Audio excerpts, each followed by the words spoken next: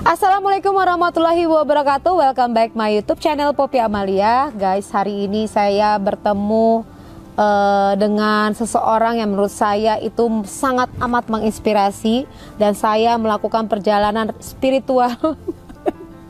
Gak spiritual banget sih. Dari Jakarta menuju ke Bandung. Yeay, akhirnya bertemu dengan Mbak Salma.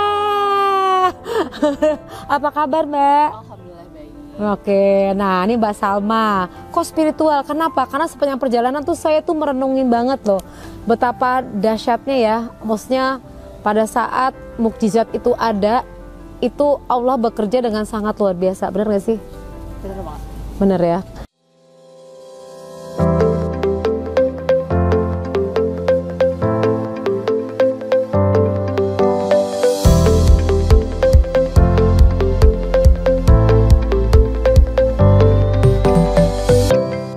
Nah, Mbak pertama kali merasakan bahwa ada sesuatu dengan tubuh itu pada saat kapan?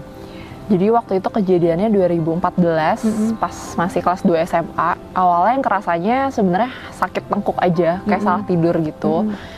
Terus cuman nggak mikir aneh-aneh sih. Terus dari sakit tengkuk itu mulai muncul gejala-gejala yang lain.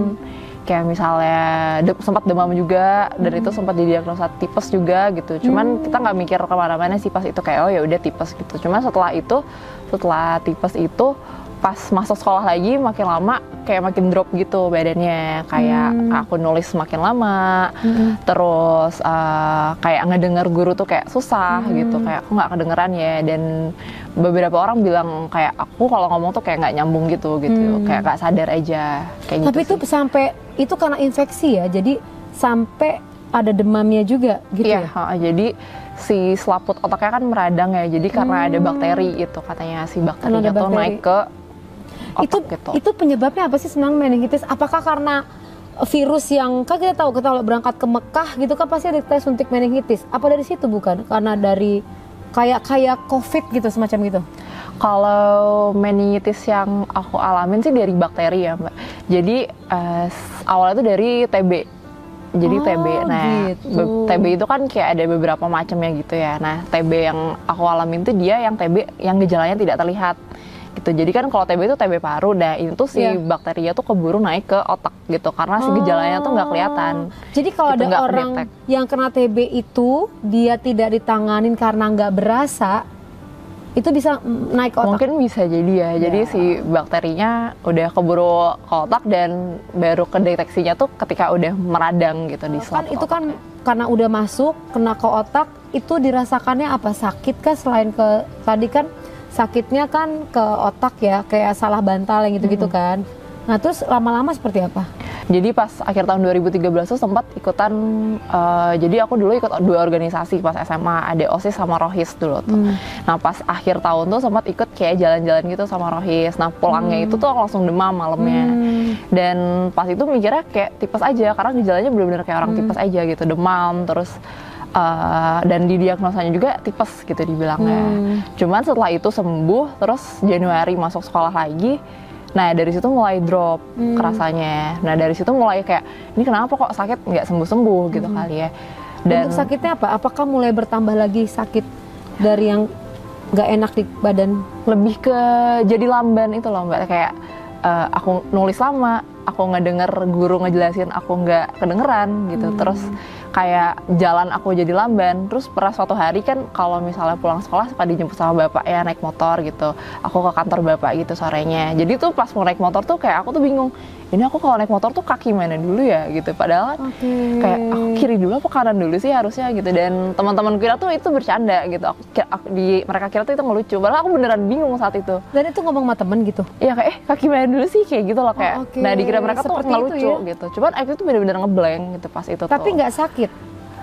Normal, masih sekolah, masih seperti biasa, masih masuk sekolah. Nah terus? Gitu. Cuma lama-lama ya itu makin drop, makin turun. Dan ingatan terakhir aku tuh pas lagi cek THT ke rumah sakit Al Islam di Bandung. Aku diceritain ibu, kata ibu tuh pas aku kan kalau cek THT tuh kayak masuk ke ruangan gitu ya. Nah aku tuh kayak nggak mau masuk, ada orang di sana bla bla segala macam, kayak udah mulai ngeracau gitu. Terus di sana juga sebenarnya udah pakai kursi roda gitu, udah dibantu dorong gitu karena aku jalannya udah lama dan udah nggak kuat kali ya pas itu. Nah terakhir inget tuh aku di situ. Dan setelah itu sebenarnya kejadiannya panjang tapi nggak ada yang aku inget. Pokoknya aku inget mas bangun-bangun tuh udah di Santosa aja. Oh jadi dari pas ke THT menuju sampai ke Santosa itu 2 minggu nggak inget apapun? Tapi akunya sadar. Maksudnya gini? Akunya bangun gitu. Oke, kamu bangun tapi kamu ngelihat nggak misalnya segala warna kamu ngelihat? Pas itu mungkin aku ngelihat tapi aku nggak inget ada kejadian itu. Jadi di memori kamu nggak ada itu? Ada. Oke. Aku tahu ceritanya, tahu kejadian 2 minggu itu diceritain sama ibu sama bapak. Setelah aku sadar. Iya. Gitu. Nah terus, oke, pas lagi kamu sadar ada di Santosa gitu kan? Itu apa yang terjadi? Pas buka mata bangun-bangun tuh kayak masih ya blank aja gitu dan mikirnya itu di Al-Islam. Dan aku belum tahu kondisi aku tuh saat itu seperti apa gitu. Aku kelihatannya gitu. Dan pas itu kan ternyata di ruang ICU ya. Di ruang ICU, udah di ruang ICU, terus kayak aku sempet ini sih kayak megang kepala kayak banyak perban gitu, nggak ngerasa apa-apa sih, kayak lebih ke blank aja gitu. Dan itu memang ada perban, berarti udah ada tindakan? Itu udah bangun-bangun itu pas udah operasi. Oke. Iya, aku sadarnya di situ. Padahal sebelum di situ kan 2 minggu aku sempat ke Sukabumi, sempat dibawa ke pesantren juga, gitu. Jadi udah ada proses-proses tadi ya. Nah, pas kamu bangun itu udah ada perban gitu. Emang apa yang terjadi dengan tindakan apa oleh dokter terhadap dirimu? Jadi kalau meningitis itu kan peradangan selaput otaknya bikin si cairan di dalam otak itu jadi mengental. Jadinya dia nggak bisa ngalir. Kalau bentuk cairannya itu apa sih? Apakah putih, merah? Apa ya? Nggak apa, aku tanya detail ya karena sering dapat gambaran.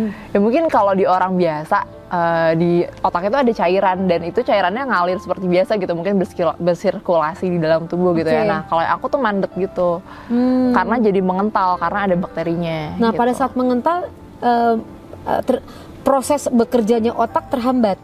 Jelas, karena kan di otak banyak syaraf, jadi dia menekan otaknya. Iya, oke. Nah, jadi ini pada saat sama dokter diambil sumbatannya? Jadi dipasang selang. Oh, gitu. Supaya si cairan itu ngalir. Nah, jadi, sekarang masih adakah selang itu? Masih ada. Jadi di dalam tengkorak, berarti dibelah dong? Teknologi ini ya kayak cuman dibelet sedikit banget. Ada di sini sama di sini ada 2 gitu sih kalau bekasnya ya yang aku lihat. Tapi masih ada sekarang? Masih ada. Selangnya masih ada? Jadi aku masih ada selangnya, terus di sini juga agak pitak juga masih ada bekasnya. Wow, luar biasa ya. Jadi itu masukin selang ke dalam otak itu kan ini otak ya. Otak itu kan lembek banget. Terus ada selang. Itu resikonya tinggi banget dong pasti. Dengar ceritanya ibu bapak sih pas aku dibawa ke Santosa emang resikonya ketika dioperasi meningitis tuh katanya bisa lumpuh lah karena kan mau nggak mau mainnya sama otak dan kalau dokternya salah senggol syaraf dikit bisa kena yang lain gitu katanya. Cuman ya maksudnya itu usaha terbaik kita yang bisa kita lakukan gitu, kita kan nggak tahu jadi ya udah operasi aja gitu akhirnya. Di hari itu tuh gitu. Di hari itu dioperasi dan itu berapa lama antara dioperasi dengan kamu sadar? Berarti 10 hari di ICU. Pada saat di ICU kamu nggak inget apapun? Ingat, udah. Jadi beberapa kejadian aku inget kayak misalnya kayak dokter yang kan kayak ruangannya tuh kayak di kaca gitu, ruangan kaca gitu. Terus di depan pintunya tuh kayak ada buku yang setiap dokter keluar dari ruanganku dia akan nulis sesuatu di situ gitu. Terus kayak aku inget kalau misalnya ibu datang pakai baju, kalau sekarang kayak baju COVID gitu ya, yang kayak masker lah, baju hazard gitu. Ibu bantu aku sholat, aku inget. Kayak apalagi aku cuma diem doang sih, kayak ibu cuma ngelus-ngelus tangan, ngelus-ngelus kepala kayak gitu. Terus kayak aku inget, aduh jadi sedih.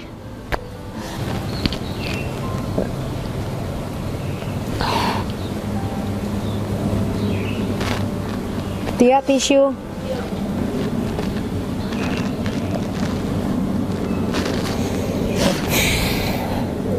Memori yang luar biasa.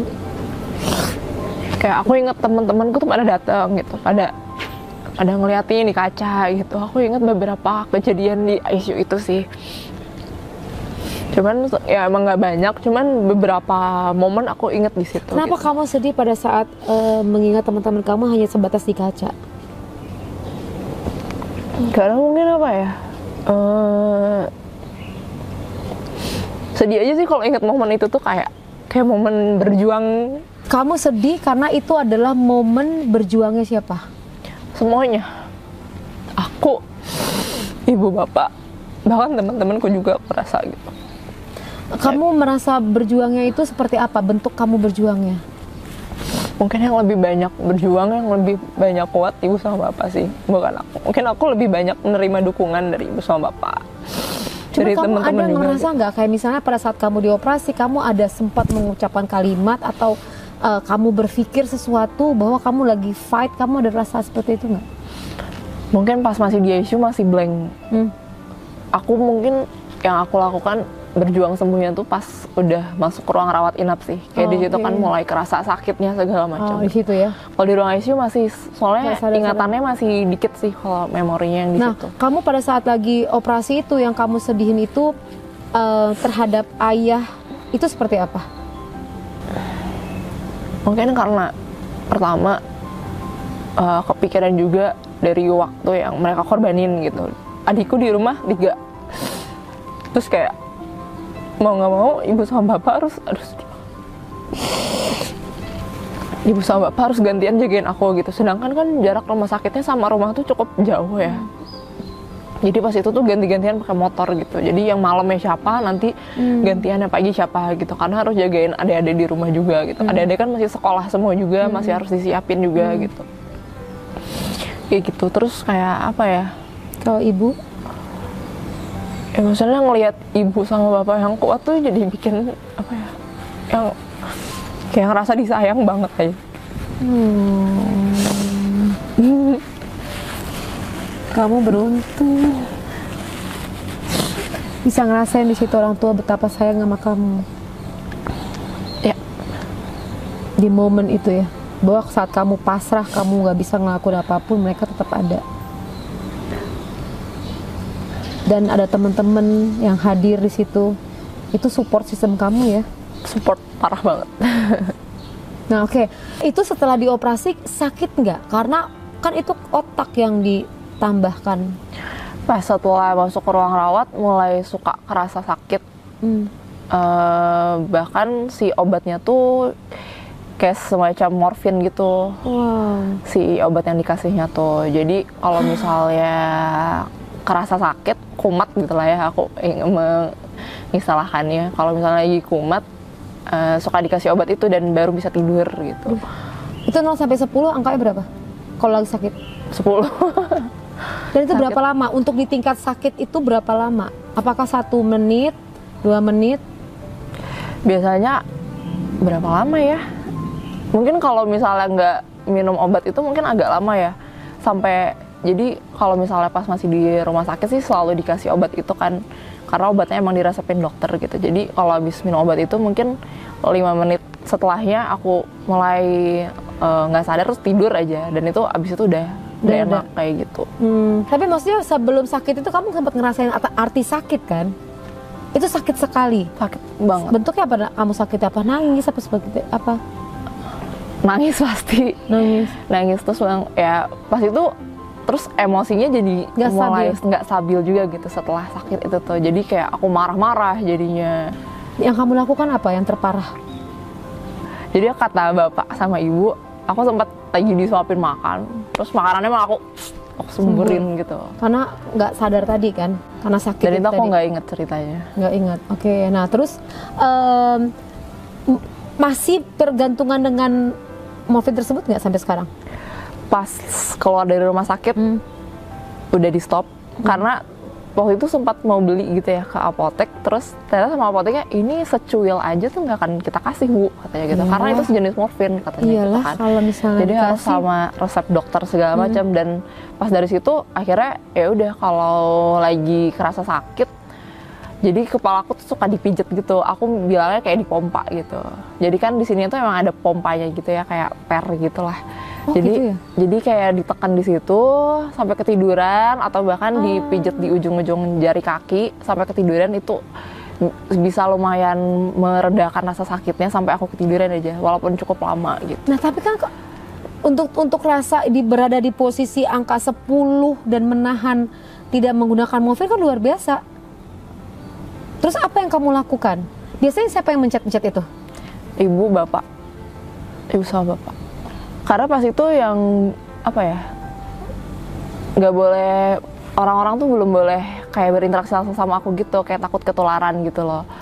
Karena bisa nular kan gitu. Jadi si pengobatan TB-nya itu kan berlangsung setahun kemudian tuh masih berlanjut. Jadi aku tiap pagi jam 4 subuh itu harus selalu minum obat gitu. Jadi si TB-nya tuh masih ada gitu, belum hilang total. Jadi kayak kalau adik-adik pun kalau misalnya ini sama aku kayak takut ketularan, jadi mungkin kayak berinteraksinya nggak terlalu lama. Terbatas. Gitu. Jadi aku banyaknya sama ibu sama bapak gitu, yang nyuapin, yang nonton ke WC, kan aku nggak bisa jalan juga segala Pada macam. waktu itu? Karena kakiku udah kayak sempit ya, udah kecil banget, jadi belajar duduk lagi, belajar jalan lagi. Itu kenapa? Karena nggak pernah digunakan. Tapi kan itu nggak lama, cuma sebulan. Tapi jadi kondisi badannya lemah banget, kayak kayak di rumah sakit tuh pertamanya belajar ngangkat gelas dulu. Kayak gelas ada di meja terus kayak coba diangkat. Kayak gitu. Karena pengaruh dari kepala tadi ya, dari otak tadi. Belajar motorik juga, kayak dibeliin kayak dibeliin bola yang berduri terus coba dimainin kayak gitu. Itu apa perasaan kamu? Tadinya kamu sangat energik, tiba-tiba kamu harus mainin, itu apa perasaan? Sedih aja sih, kayak dulu aku seneng banget olahraga, parah banget, kayak seneng lari segala macem gitu. Terus pas sudah sakit kayak fungsi tubuh aku hilang gitu kan. Kayak sempat sedih, kayak maksudnya mikirnya kayak ini bisa balik lagi nggak ya kayak dulu gitu, sefit dulu gitu. Dan kamu ada ketakutan nggak pada waktu itu? Takut sih jelas. Takut pasti. apa? Takut nggak bisa balik normal lagi aja gitu, karena apa ya, maksudnya ya khawatir gitu, bisa fit lagi nggak ya, bisa sehat lagi nggak gitu. Dan pada saat kamu sakit itu apa yang kamu pikirin? Sakit sekali itu?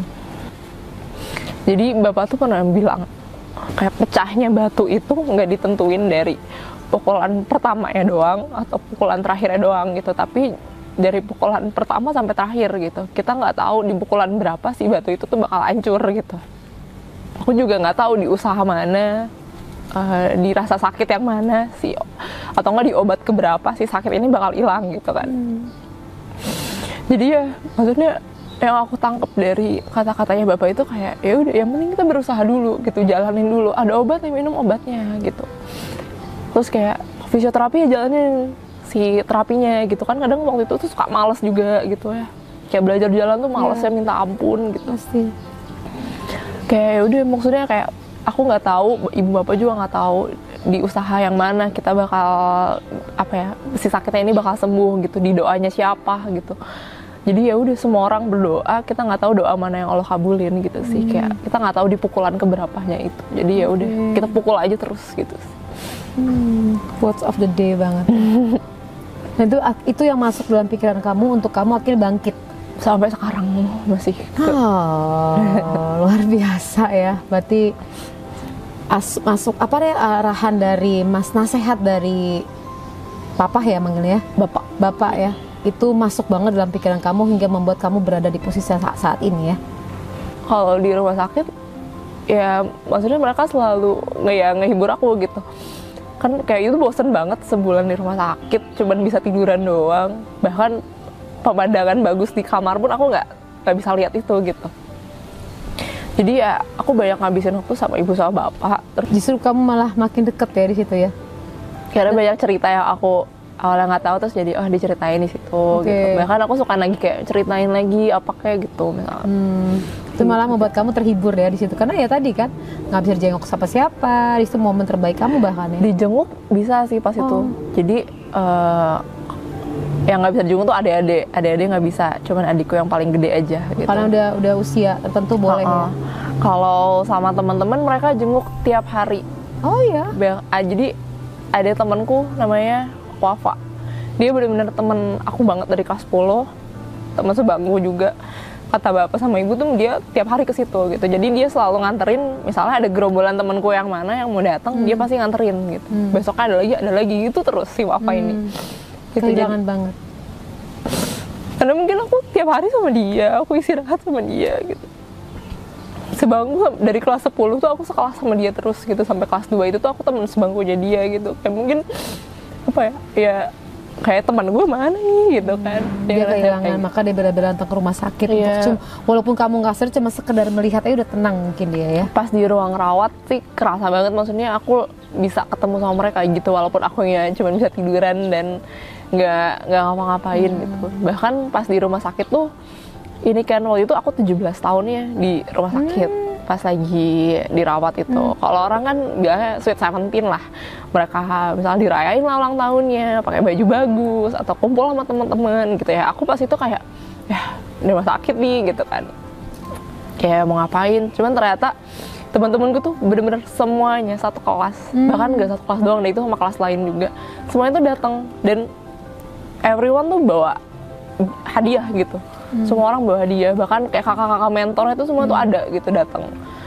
Dan aku nggak tahu, itu kan rumah sakit cukup ketat ya ininya, kayak jatah buat kunjungannya kan biasanya kayak 2 orang. Ini tuh semuanya mereka bisa masuk gitu, kayak 10 orang tuh masuk semua gitu, bawa hadiah yang banyak banget. Dari itu tuh aku nggak, itu momen ini banget sih, maksudnya kayak yang awalnya aku bakal ya udah aku 17 tahunnya gini aja aku tiduran gitu, ternyata tuh tetap sweet, malah sweet banget gitu lah.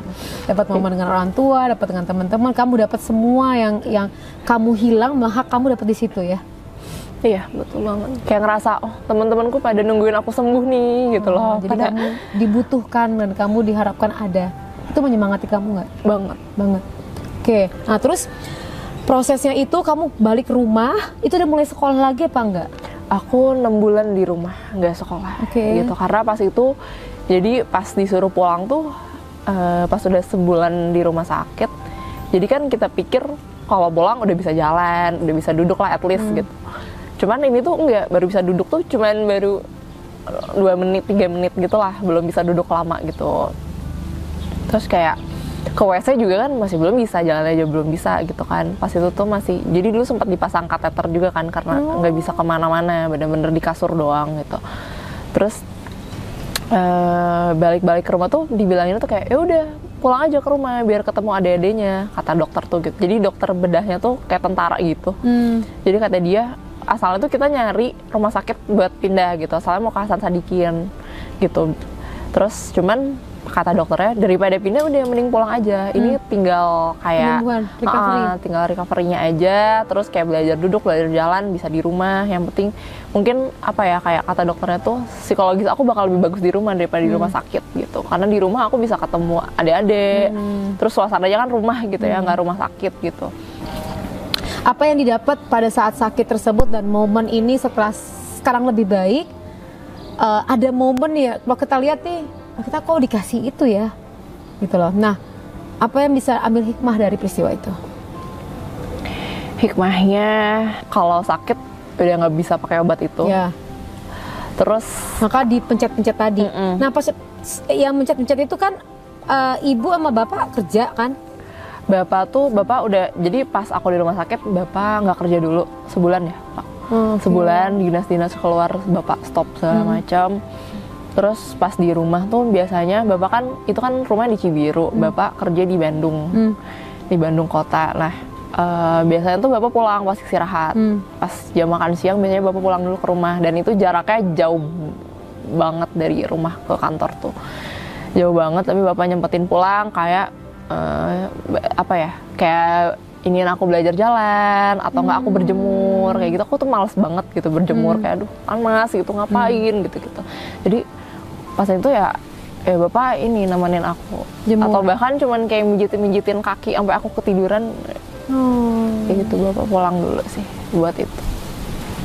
Bapak sayang banget ya. Mengorbankan segalanya untuk kamu, merasa nggak? Banget.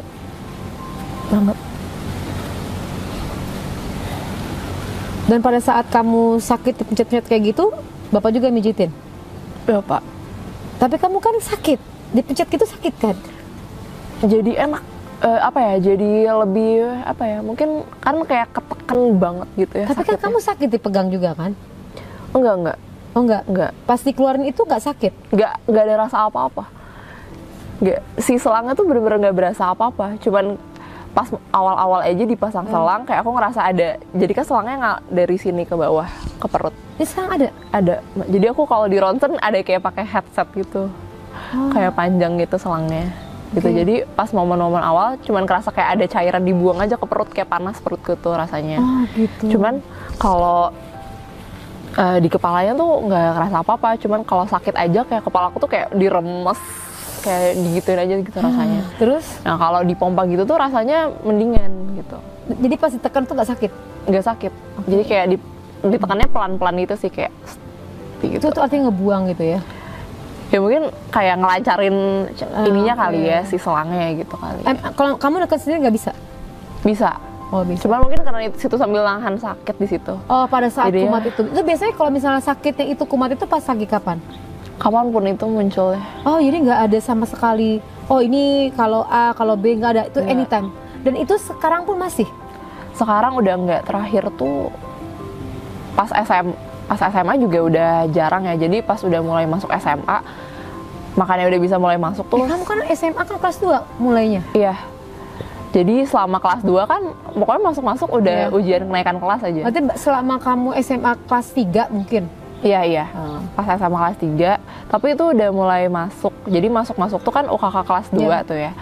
Jadi SMA kelas 3 tuh udah mulai nggak kerasa sih sakitnya. Cuman yang suka dirasain tuh jadi si badan tuh suka kebas sebelah gitu. Oh, masih ada lagi ya? Jadi kan apa ya, mungkin setelah itu kali ya, efek setelah itu, jadi karena aku dioperasinya sebelah kanan, jadi badan sebelah kiriku tuh suka kayak mati rasa gitu kadang-kadang. Dan itu suka munculnya tiba-tiba, kayak aku lagi jalan ke kantin, aku tiba-tiba mati rasa sebelah. Jadi kayak tunggu bentar.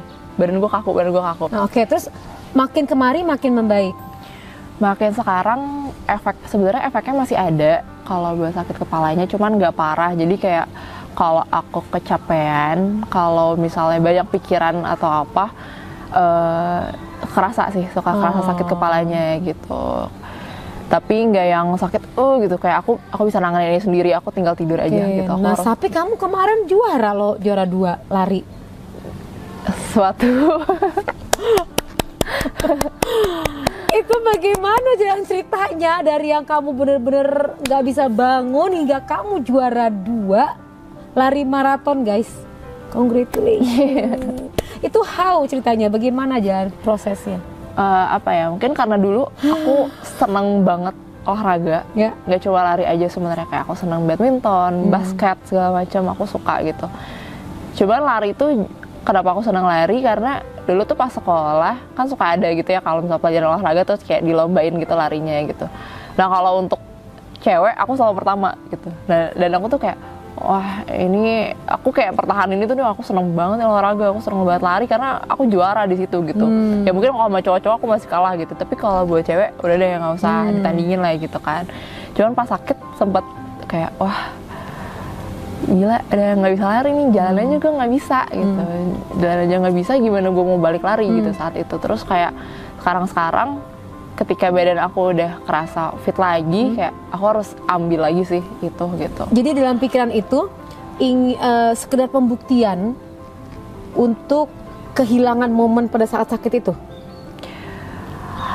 buat diri sendiri? Kayaknya iya deh.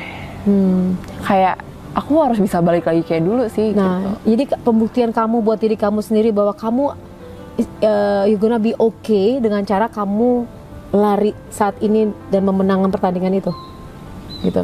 Untuk mengisi kekosongan pemikiran kamu yang saat itu sempat berpikir bahwa kayaknya saya nggak bisa lagi lari, saya nggak bisa apa-apa lagi. Dan ternyata kamu bisa membuktikan itu bisa. Yap, dan nunjukin juga kayak aku udah sehat lagi kok, aku udah comeback lagi gitu lah rasanya. I'm back. Nah, I'm back. Oke, sekarang pada saat kamu lari itu kan fisik ya. Kamu bisa mengumpulkan itu tuh, apa yang membuat kamu punya hope, punya harapan? Itu apa? Yang di dalam pikiran kamu?